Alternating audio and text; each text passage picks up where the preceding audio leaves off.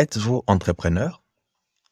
Avez-vous un établissement commercial tel qu'un magasin, une boutique, une pharmacie, un restaurant, un bar, une terrasse ou tout autre établissement commercial? Eh bien, cette vidéo est pour vous. Bonjour, je suis Mike Kamandé de la société Kites ARL et je vous présente iMart. Le logiciel iMart vous permet de centraliser la gestion de vos opérations, d'informatiser la caisse de votre business afin de permettre des suivis et des contrôles adéquats. Le logiciel iMart vous offre des fonctionnalités telles que la facturation, la gestion des ventes et des clients, la gestion des produits et stocks, la comptabilité simplifiée des rapports périodiques, la traçabilité et la sauvegarde et restauration de votre base de données. Alors, voici là, ça c'est l'interface du logiciel iMart.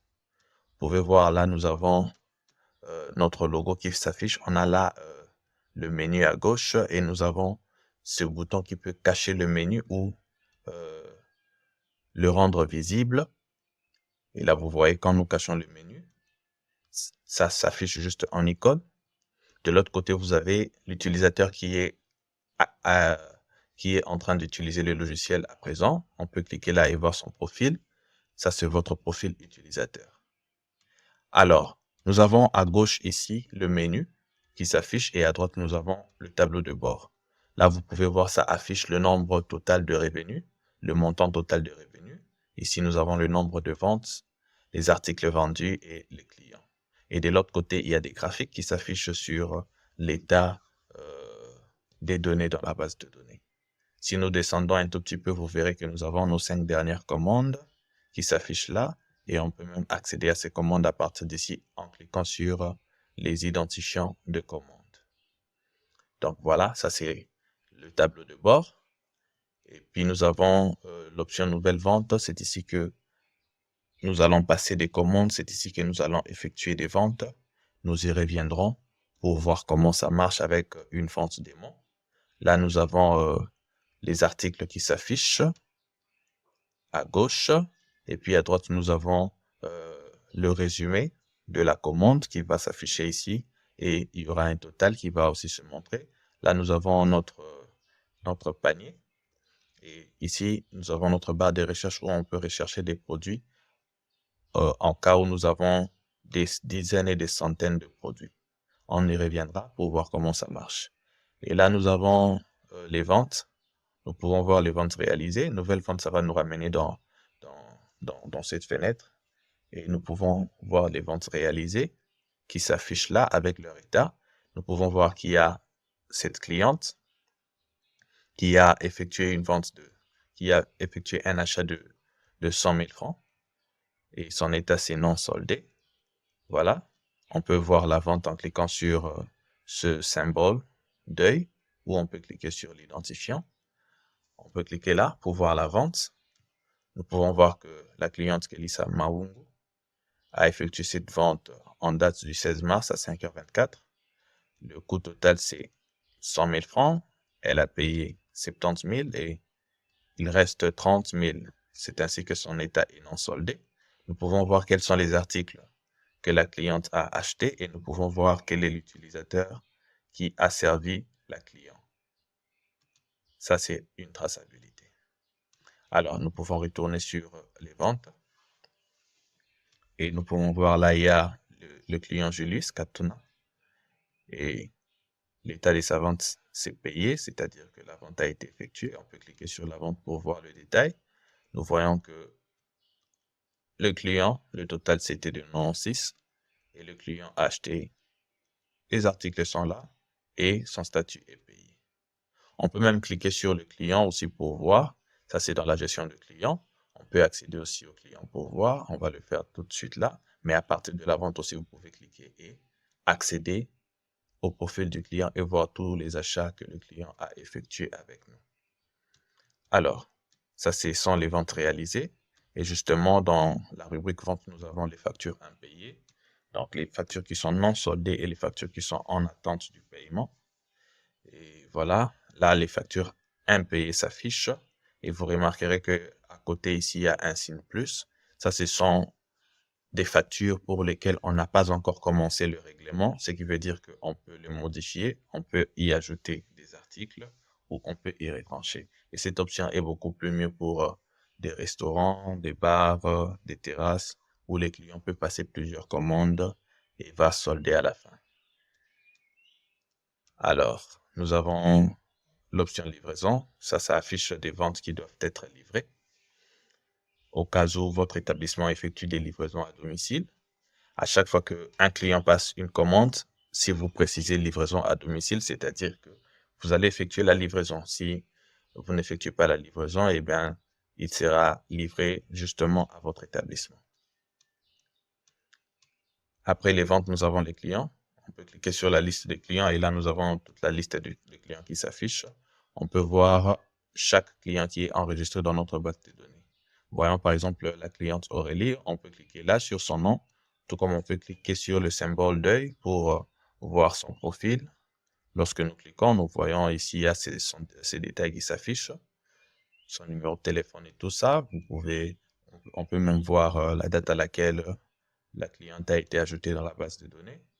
On peut voir le nombre d'achats qu'elle a effectués et le coût total de tous ces achats, 8 millions.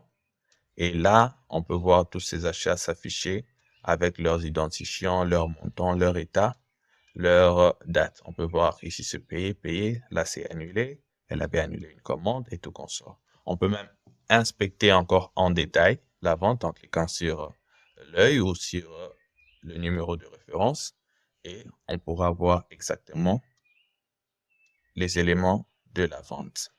Donc là, nous avons toute la base de données des clients.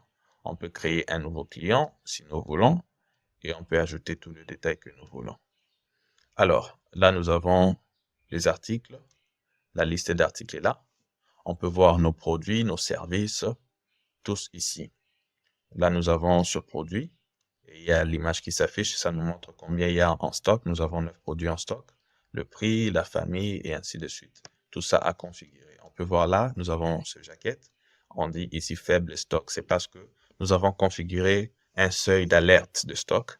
Et voilà, ça dit il y a 2 en stock et c'est un faible stock. On peut voir la famille et sous-famille. On peut voir même qu'ici, on a par exemple ce MacBook Pro. Voilà, le stock est épuisé. Et on peut voir tout ceci dans la liste de produits et services. Toujours dans les articles, on peut configurer des familles et des sous-familles, tout comme on peut ajouter des nouveaux produits et services. Et là, nous avons le stock. On peut voir le niveau de stock de chaque produit.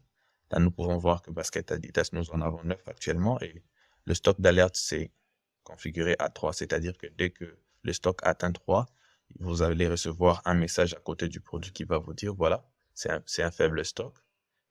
Il faudrait mieux déjà ravitailler le stock. Et vous allez avoir ceci s'afficher clairement sur votre écran. À chaque fois qu'il y aura ravitaillement de stock, vous pouvez soit entrer le stock ici, soit faire sortie quand il y a mouvement de stock, ça dépend de vous. Alors, dès que vous avez ravitaillé le stock, vous pouvez venir juste là, par exemple pour ce jaquette, c'est 2 en stock maintenant, et on a dit que le stock d'alerte est de 10, ok, voilà. On va dire par exemple que on a un nouvel arrivage où nous avons ajouté 20 produits en stock. On va cliquer sur Entrée, et on va juste dire 20 produits. On va dire 20 produits. Et là, vous allez voir que le jaquette est maintenant à 22 produits en stock actuellement. Et la bannière qui disait faible stock n'existe plus parce que nous avons dépassé le stock d'alerte. Donc ça, c'est pour le ravitaillement de stock, la gestion de stock simplifiée. Et là, nous avons le registre de stock qui affiche tout le mouvement qu'il y a en stock. Et vous pouvez voir qu'on a le produit jaquette, on vient d'entrer 20 en stock en date du 16 mars à 5h47 et ça vous donne le nom de l'agent qui a effectué cette opération. Et s'il y avait sorti, ça s'afficherait sur la colonne sortie. Ça, c'est pour le mouvement de stock et la gestion de stock. Et après cela, nous avons des rapports qui s'affichent. Là, vous pouvez voir rapport du jour 16 mars à 5h48. Il y a eu 2 ventes réalisées, 5 articles vendus, une facture non soldée. le montant en attente de la facture non soldée est 30 000. Vous pouvez voir combien de nouveaux clients, 0 clients. Vous pouvez voir, il y a ce revenu qui a été effectué aujourd'hui et ça vous affiche les commandes qu'il y a eu aujourd'hui. Vous pouvez aussi voir ce qu'il y a eu hier et ça va vous donner le rapport d'hier, le nombre de ventes, le montant réalisé, etc. Vous pouvez afficher le rapport pour 7 jours et vous pouvez aussi afficher le rapport pour tout un mois en entier, pour le mois passé, pour l'année présente, l'année passée et même pour 3 ans. Donc ça, ce sont des rapports périodiques que vous pouvez avoir sur le logiciel. Et nous passons dans la rubrique finance où vous avez un sommaire de tout ce qu'il y a dans vos comptes. Vous pouvez voir le solde est de 128 530 773 francs congolais. Et vous avez là les ventes, ça vous dit exactement le montant total des ventes, le montant total des dépenses, les encaissements qui sont autres que des ventes. Et là, vous avez ce que vous devez à la TVA au cas où vous prélevez la TVA. Toujours dans les finances, nous avons là les encaissements. Là, nous pouvons définir ou préciser les encaissements qu'il y a eu. Et à part les encaissements, nous avons les décaissements. Là, on peut préciser les dépenses que nous effectuons. Et toujours dans finance, nous avons le compte des résultats qui va vous afficher un compte des résultats de vos opérations pour 3 ans. Et ça va donner les détails de chaque année, de chaque mois. Et à la fin, ça va vous générer un total et les résultats. Voilà, ça c'était la rubrique finance. Puis nous avons la rubrique paramètres. Dans paramètres, nous avons entreprise où vous allez entrer les informations de votre entreprise. Et il y aura aussi là les informations de votre licence. Par exemple, là, vous voyez, la licence est activée jusqu'au 31 mars à 23h59. OK.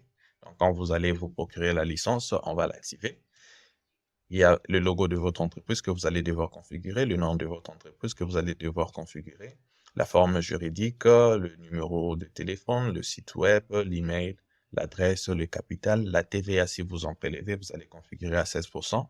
La devise, si vous voulez utiliser les logiciels en francs congolais, en dollars, en francs CFA, en euros ou autre, ça dépend de vous.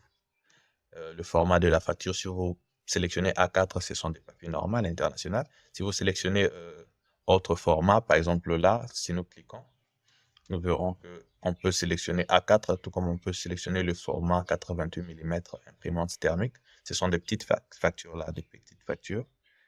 Alors, ça dépend de vous. Vous allez sélectionner ce que vous voudriez. Et vous pouvez aussi configurer l'identification nationale RCCM, le numéro impôt, et voilà. Et tout ce que vous allez configurer, faites attention aux informations que vous allez mettre parce que le système a besoin de ces informations pour générer des factures avec les informations appropriées sur l'entreprise. Et on peut cliquer sur là où on peut voir les utilisateurs qui sont configurés dans le système. Vous pouvez ajouter ici. Et nous avons l'option sauvegarde où vous pouvez effectuer des sauvegardes et des restaurations. Et là, vous avez l'aide où vous pouvez avoir l'assistance technique. Donc voilà, c'est un logiciel très simple, adapté pour les petites et moyennes entreprises et c'est très facile à utiliser. On va effectuer une vente rapidement pour vous montrer comment ça marche. Là, on va cliquer sur Nouvelle vente. Voilà, on va prendre, vous voyez déjà sur le produit, nous avons le prix qui s'affiche là. Nous avons le stock qui s'affiche. On peut cliquer là. Dès que nous cliquons, vous pouvez voir que ici, sur la droite, il y a l'article qui est ajouté, le prix et tout consort, et on peut voir que le montant total de la commande varie. Là, vous voyez, on peut valider la commande, on peut annuler la commande. Par exemple, si nous annulons la commande, vous allez voir que la commande a été annulée, tout recommence à 0. OK? Et on va recommencer avec la commande. On ajoute l'article. On peut modifier ici la quantité. Voilà, on a eu une pièce. On va ajouter à 2. OK. Là, nous avons 2 pièces. On peut ajouter encore quoi? Prenons ces blenders. On ajoute ces blenders. Et vous allez voir, par exemple, ce MacBook Pro stock épuisé. Et quand on clique dessus, on ne peut pas l'ajouter parce que le stock est épuisé. Alors, quand il y aura ravitaillement, il va falloir entrer en stock afin de permettre la vente. Ainsi, on peut valider la commande. dès que nous validons la commande, on peut sélectionner le client, tout comme on peut créer un nouveau client. Et si vous êtes un établissement qui n'avez pas besoin d'enregistrer les clients, vous pouvez juste ignorer cette option. Ça va rien faire du tout. Vous pouvez passer cette option, vous pouvez pas sélectionner un client, ça va pas vous exiger. La livraison, si vous sélectionnez oui, c'est-à-dire que il y aura la livraison à domicile. Si le client achète en boutique dans votre établissement, vous n'avez pas besoin de toucher à la livraison. Et là, vous pouvez préciser le montant payé et la remise. Et vous savez, en commerce, il y a parfois des remises qui se font. Il y a des clients qui négocient. Alors, si vous leur effectuez une remise, vous allez le préciser ici. Par exemple, ici, nous avons 690 000. On peut dire, voilà, le client a par exemple payé 550 000. OK? Et on peut dire, par exemple, que voilà, on lui a effectué une remise de 100 000. Par exemple. C'est bien 100 000? OK, 100 000. Et si nous validons, voilà, on dit le montant dû c'est de 590 000 parce qu'on a déjà retranché, déduit le montant de la remise. Et on peut voir ici, voilà, 500 000. Et le montant qui reste, c'est 40 000. Et vous pouvez voir ici que le client n'est pas là, ce qui veut dire on n'a pas sélectionné un client. Et justement, là, on peut imprimer la facture. Et si nous cliquons sur imprimer la facture, on va voir la facture qui va s'afficher avec le détail de la vente que nous venons actuellement d'effectuer.